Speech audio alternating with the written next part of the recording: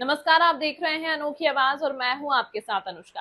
कांग्रेस के प्रदेश अध्यक्ष जीतू पटवारी बीते दिनों ग्वालियर पहुंचे, जहां मोहन सरकार पर वादा खिलाफी का आरोप लगाते हुए जमकर हमला बोला। पटवारी ने कहा, सरकार की हठधर्मिता क्या होती है, तानाशाही क्रूरता क्या होती है, वह चाहे किसान की जमीन छीनने को लेकर हो या किसानों के साथ किए गए वादों पर वादा खिलाफी हो। 5 मोदी गारंटी दी थी, जिसमें 3,000 रुपए बहनों को देने की बात हुई थी, 2700 रुपए गेहूं, 31 रुपए धान और 6,000 रुपए सोयाबीन की बात कही थी, 2.5 लाख नौकरियों की बात कही थी। वह बात जो चुनाव में बोली थी, उनकी और सरकार ने एक कदम भी आगे नहीं बढ़ाया है। देश संकट में सच में 13% लोगों के पास देश की 78% संपत्ति चली गई है, सिर्फ 13% लोगों के पास। और ये कोई आरोप या भाषण के लिए बात नहीं है, ये देश की सच्चाई है। और जब जब दुनिया में इस तरीके की आर्थिक अराजकता हुई है, इतनी खाई बढ़ी है, उस लोकतांत्रिक देश में क्रांति आने से नहीं रुक सकती। वो चाहे रशिया की बात कर लो, चाहे चाइना की बात कर लो, या जहां भी दुनिया भर के देशों में जहां पे अलग अलग तरीके से राजतंत्र और लोकतंत्र के खिलाफ भी लोग खड़े हो, उसका प्रथम अगर कोई कारण बना तो आर्थिक अराजकता थी, आर्थिक खाई थी। अभी हमारे देश में बेरोजगारी का जो सेंसेक्स है वो अद्भुत अकल्पनीय डराने वाला है। ये कौन है बेरोजगार? ये हमारे ही बच्चे हैं, हमारी भावी पीढ़ी है, हमारा ही भविष्य है।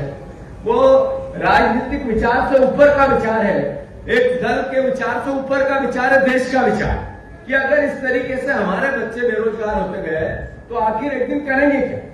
एक दिन होगा क्या इस देश का? आज जो बचत सेंसेक्स है, ये कहते हैं कि आम परिवार की बचत, जो आर्थिक स्थिति गड़बड़ाती जाएगी, आम परिवार के साथ ही मिडिल क्लास सबसे ज्यादा कर्ज में आता जा रहा है।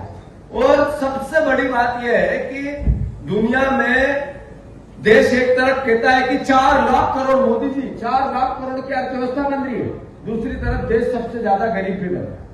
तो आखिर ये चिंता का विषय, ये गरीब है कौन? ये गरीब वही है जो इंटेक्स से वास्ता रखता है। ये गरीब कौन है? ये गरीब वही है जो जिसकी जवाबदेही कांग्रेस की और इंटेक की सबसे ज्यादा है।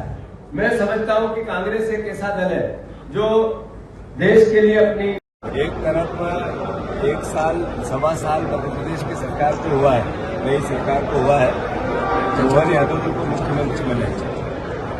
लगातार भ्रष्टाचार के रिकॉर्ड रोज नए कायम हुए।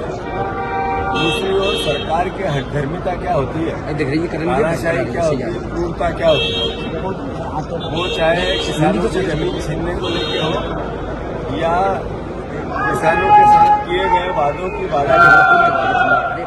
5 गारंटी, मोदी गारंटी, जिसमें 3,000 बहनों को देने की बात हुई थी, जिसमें 2700 गेहूं, 3100 धान, 6,000 रुपये सोयाबीन की बात कही थी, 2.5 लाख नौकरियों की बात कही थी। एक भी वो बात जो चुनाव में बोले, इस सरकार ने एक कदम भी आगे नहीं बढ़ा। गौरव शर्मा का इतना बड़ा भ्रष्टाचार, जिसमें इतना बड़ा जखीरा पकड़ा गया, नरेंद्र मोदी जी के नए भारत में 3 एजेंसियों ने कार्रवाई की। तालाब की सबसे छोटी मछली पर कार्रवाई, इसके पीछे कौन कौन था तो कौन कौन था पता नहीं चला। मैं अनुरोध कर रहा हूं कि जिस तरीके के हालात हैं, हमें विपक्ष का दायित्व मिला, कांग्रेस पार्टी को विपक्ष का दायित्व मिला। हम पूरी ताकत से अपने सजग होकर अपने संगठन को मजबूत करना और विपक्ष का दायित्व निभाना। मैं समझता हूं कि विजयपुर का उपचुनाव हुआ, इसी अंचल का था, उसने मैसेज दिया कि ये वादा खिलाफी, ये धोखे वाले लोग सबक सिखाना चाहिए। ऐसा यही नहीं हुआ, ऐसा महाकौशल का अमरवाड़ा में भी हुआ था, हमें टेबल पे हराया, और ऐसा ही बुधनी में भी 1,30,000 वोट कम करके हुआ। मतलब पब्लिक का मन परिवर्तित हो। केवल कर्ज की, करप्शन की, क्राइम की और कमीशन की सरकार है। एक भी मंत्री, चाहे वो ग्वालियर के मंत्री भी, एक भी मंत्री आज जांच हो जाए तो ईमानदारी से सब जेल की सलाखों में बाहर नहीं रह सकता बीजेपी। एक ऑफिस ऐसा नहीं है। इस खबर में फिलहाल इतना ही। अन्य खबरों के लिए देखते रहिए अनोखी आवाज।